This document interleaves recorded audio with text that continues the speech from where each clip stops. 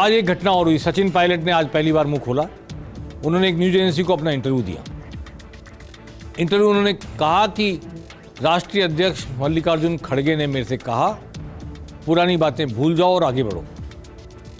तो अपने इंटरव्यू में उन्होंने और भी बहुत सी बातों का खुलासा किया, लेकिन ये बात कही इसलिए है, उन्होंने इस कैफियत देने के लिए कही है कि मैं पुरानी बातें सारी भूल चुका हूँ और हम चुनाव साथ साथ लड़ेंगे। अशोक गहलोत और हम अलग अलग नहीं हैं, अब चुनाव साथ साथ लड़ेंगे, मिलकर चुनाव लड़ने की बात दोहराई उन्होंने। तो अब मैंने पहले भी कहा कि मिलकर चुनाव लड़ने की बात तो ऊपर दिल्ली में तय हो गई है, लेकिन जब टिकट बटेंगे, मेरा ये मेरा वो, तेरा ये तेरा वो, ये होगा कि नहीं होगा, और जब हो जाएगा, टिकट बढ़ जाएंगे, तो क्या एक दूसरे के समर्थक एक दूसरे के दिलवाए गए टिकट वाले व्यक्ति को हराने के लिए एकजुट नहीं होंगे, सक्रिय नहीं होंगे? इसकी भी गारंटी कांग्रेस आलाकमान को करनी पड़ेगी, वरना कांग्रेस आपस में ही एक दूसरे को निपटा देगी। ऐसा कांग्रेस में होता रहता है, जैसा अनुशासन भाजपा में है वहाँ भी फिर हो जाता है कभी कभी ऐसा, लेकिन कांग्रेस में तो ऐसा अनुशासन बिल्कुल नहीं है।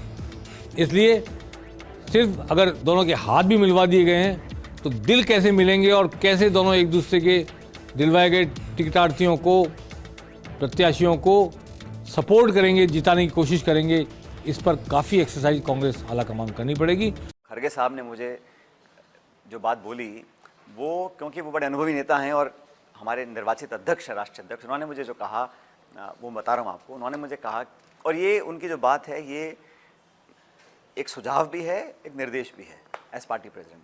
उन्होंने कहा सचिन, अब आप भूलो और माफ़ करो और आगे बढ़ना चाहिए, क्योंकि समय जो निकल गया वापस आने वाला नहीं है। चुनौतियां हमारे सामने हैं, तो हमें अभी सकारात्मक सोच रखकर आगे की तरफ देखना पड़ेगा। पार्टी जो निर्णय करती है, कर रही है, वो पार्टी के कार्यक्षेत्र में आता है। हम लोगों को तो संगठन को मजबूत करना है और चुनाव जीतना है। और मैं आज की प्रधानमंत्री की सभा को कड़ी चुनौती मानता हूं बीजेपी की तरफ से कांग्रेस के लिए। कांग्रेस के कैंप, कांग्रेस की योजनाएं, कांग्रेस की बातें, इन सबको चाहे कोई एड एजेंसी प्रोपोगेट करे, चाहे आप फोटो खिंचवा के मंगवा लें, लेकिन एक मानसिक उद्वेलन, जैसा मैंने हमेशा कहा, भावनात्मक उद्वेलन, और प्रधानमंत्री के इस आक्रमण की धार हर रोज़ तीखी होगी हर मीटिंग में।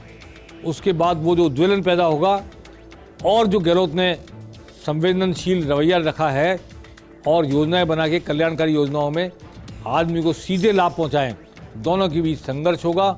जीतेगा कौन हम नहीं कह सकते आज, लेकिन ये जरूर मैं कहना चाहता हूं कि राजस्थान मतदाताओं के, जनता के निजी लाभ और कल्याणकारी योजनाओं के बनाम वर्सेस भावनात्मक उद्वेलन और जोशीले भाषण, इन दोनों के बीच परीक्षण की एक प्रयोगशाला बनेगा अगले चुनाव में, ऐसा लगता है मुझे। पेनल्टी कॉर्नर में आज बस इतना ही। सोमवार को फिर मिलेंगे। नमस्कार।